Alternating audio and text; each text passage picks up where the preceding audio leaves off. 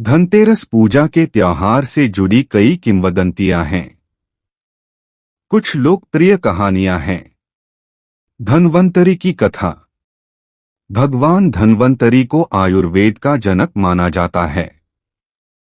वह दिव्य चिकित्सक और स्वास्थ्य और चिकित्सा के देवता हैं।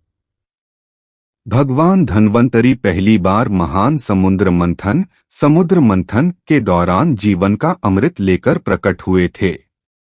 भगवान धन्वंतरि द्वारा प्रदत्त अमृत को सभी देवताओं ने आपस में बांट लिया। देवी लक्ष्मी की कहानी।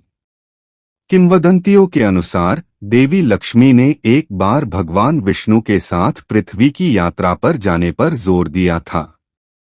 भगवान विष्णु सहमत हुए, लेकिन इस शर्त पर कि वह सांसारिक प्रलोभनों से प्रभावित नहीं होंगी और दक्षिण दिशा की ओर नहीं देखेंगी। देवी लक्ष्मी भगवान विष्णु की यह शर्त मान गईं। हालांकि पृथ्वी पर अपनी यात्रा के दौरान देवी लक्ष्मी को दक्षिण दिशा की ओर देखने का प्रलोभन हुआ। जब वह अपने आग्रह को रोक नहीं पाई तो उसने दक्षिण दिशा की ओर बढ़ना शुरू कर दिया, जहां वह पृथ्वी की सुंदरता से मंत्रमुग्ध थी।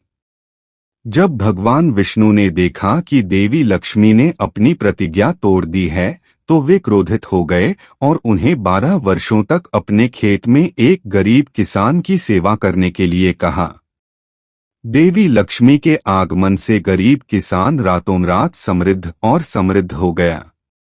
जब 12 वर्ष बीत गए, भगवान विष्णु देवी लक्ष्मी को वापस लेने के लिए एक साधारण व्यक्ति के रूप में पृथ्वी पर आए, तो किसान ने देवी लक्ष्मी को अपनी सेवाओं से मुक्त करने से इनकार कर दिया। जब भगवान विष्णु के सभी प्रयास विफल हो गए, तो देवी लक्ष्मी ने किसान को अपनी असली पहचान बताई और उनसे कहा कि वह अब पृथ्वी पर नहीं रह सकती और उन्हें स्वर्ग वापस जाने की जरूरत है। देवी लक्ष्मी ने किसान से वादा किया कि वह हर साल दिवाली से पहले त्रयोदशी की रात के दौरान उससे मिलने आएंगी। किसान हर साल दिवाली से पहले त्रयोदशी पर देवी लक्ष्मी के स्वागत की तैयारी करने लगा। किसान धीरे धीरे साल दर साल अधिक समृद्ध होता जाता है। यम की कहानी। किंवदंतियों के अनुसार हिम नाम का एक युवा राजा था। उनकी कुंडली के अनुसार उनकी शादी के चौथे दिन सांप के काटने से उनकी मृत्यु होनी तय थी। शादी की चौथी रात राजा हिमा को उनकी पत्नी ने जगाए रखा और उन्हें आराम नहीं करने दिया। उसने अपने शयन कक्ष के गलियारे में सोने और चांदी के सिक्कों के ढेर लगा दिए और हर जगह अंधीन रोशनी जला दी। उसने कहानियां सुनाना और धुनें गाना शुरू कर दिया।